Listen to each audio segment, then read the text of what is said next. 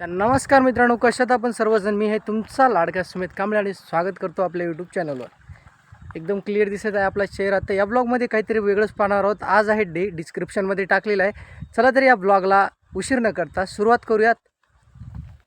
तर मी इथं पोहोचलो होतो माझ्या शॉपवर आणि ही आहे सोबत आजी. तर आजीच्याबद्दल खूप काही गोष्टी पुढे जाणून घेणार आहोत आपण. तर हा शेवटपर्यंत ब्लॉग पहा. तर ही आहे आमची आजी, जी आम्हाला सपोर्ट करते. खूप चांगला स्वभाव आहे त्यांचा. मी आलो माझ्या शॉपवर, माझ्या दुकानावर. हे बघू शकता, माझी प्रॅक्टिकलची एक्झाम चालू होती, त्याच्यामुळे मला दुकानावर सुद्धा येणं झालं नाही. सो आज एक 10-12 दिवसाच्या नंतरला मी शॉपला आलो. थोडं आता येऊ थांबूत, पुढे पण ब्लॉग चालूच राहील, पाहत राहा. लाईक करून टाकायचं लगेच. तर मित्रांनो, मी माझ्या शॉपवर पोहोचलो. बघा कशी हालत झाली. 7-8 दिवस झालं बंद होती एकदम. आता याला एकदम क्लीन करतो. बघा, आपलं लॅपटॉप वगैरे चेक करायचे. पुन्हा आपलं प्रिंटरसुद्धा बंद आहे. आणि प्रिंटर आपला आहे कलर प्रिंटर. काही जण मला म्हणले होते की त्याला बंद ठेवल्याच्या नंतरला त्याचे कलर वगैरे घट्ट होतात. नशीब जर माझं चांगलं असलं तर चलन, नसल तर मग काय. त्याच्यामुळं आता लगेच सगळं साफसफाई करून घेतो. तर सेटअप वगैरे मी पूर्ण केलेलं आहे इथे. आणि पाहू शकता आपलं लॅपटॉप वगैरे थोडंफार बसवलेलं आहे राईटमध्ये. तर आपल्यासोबत आज आजीमाईसुद्धा आहे. तर तिला आपण विचारणार आहोत की आजच्या दिवसामध्ये किंवा आजच्या या वेळेला आणि त्यांच्या वेळेस दवाखान्याच्या बद्दल कसं काय होतं. आणि दवाखाने ते समजा जायचं म्हटलं तर कशा प्रकारे त्यांना जावं लागेल. तर त्यांना जे काही आठवते ते काही सांगतील. मी पॉईंट जरी जास्त सांगितले असतील तरी त्यांना जे योग्य वाटते ते सांगतील. तुम्ही पाहत राहा. आता डायरेक्ट आपण माईकडे कॅमेरा फिरूया. तिथं जायचं आम्हाला, तहसीली तिथं सगळंच होतं. तिथे इकडे यायचं हे नव्हतं आम्हाला. इकडे हां, डॉक्टर मला तर तिकडं होता, ठाणं ते होतं. हां, मारामारी काय झालं तर म्हणजे तिकडं सगळं काय. हे आता झाले की म्हणजे 10 वर्षापासून झाले. तर तुमच्या वेळेस दवाखाने होते का? दवाखाने हे म्हणायला होते.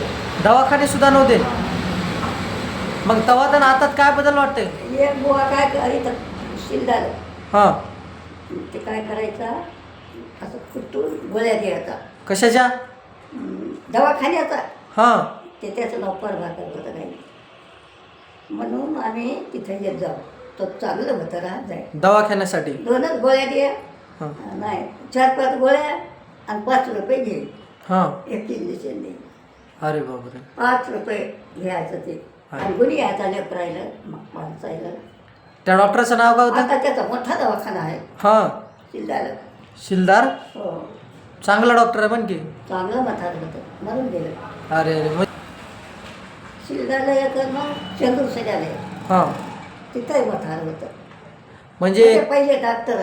पहिले डॉक्टर म्हणजे ते मेले पण त्याचे दवाखाने आहेत आता बी. हो, दवाखाने येतं त्याचे. हुशार होते ना पहिले डॉक्टर. एकच चलवाय घेतं हां, दवाखाने येतं. आता का जातो आम्ही तिथे. आता बंद आहे ना तिकडे. इकडे दवाखाने येतं आमच्या गावामध्ये. तिथं शिरोळीत आहे, हां. मग पांघऱ्याला आहे. पांघऱ्याचं मोठा येतं.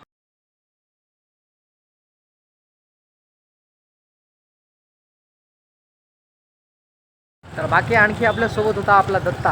जसं तुम्ही व्हिडिओ पाहिला होता मागे, याची पॉडकास्ट पण घेतली होती. आणि सोबत आणखी आहे आपला गोलूभाऊ. तर गोलूभाऊ, तुझं स्वागत आहे आजच्या ब्लॉगमध्ये. काय बोलू इच्छितोस?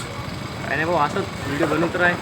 एक दिवस तू स्वतः हार बांधून टाकशील. आईच्या या संभाषणात मित्रांनो काही जुन्या लोकांची गोष्टी गरज ऐकायला नसते मिळाल्या. डिमोटिवेट करायला. पण खूप आपले भारी पण मित्र वाटलं बरं का मित्रांनो. खूप मोठी गरज आहे आपली.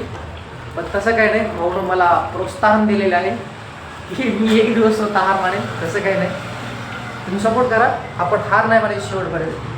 चला तरी आजच्या ब्लॉगमध्ये मला वाटतं बस एवढंच. भेटूया उद्याच्या दुसऱ्या ब्लॉगमध्ये. तोपर्यंतसाठी लाईक शेअर सबस्क्राईब करून टाका. थँक्यू, धन्यवाद, बाय बाय.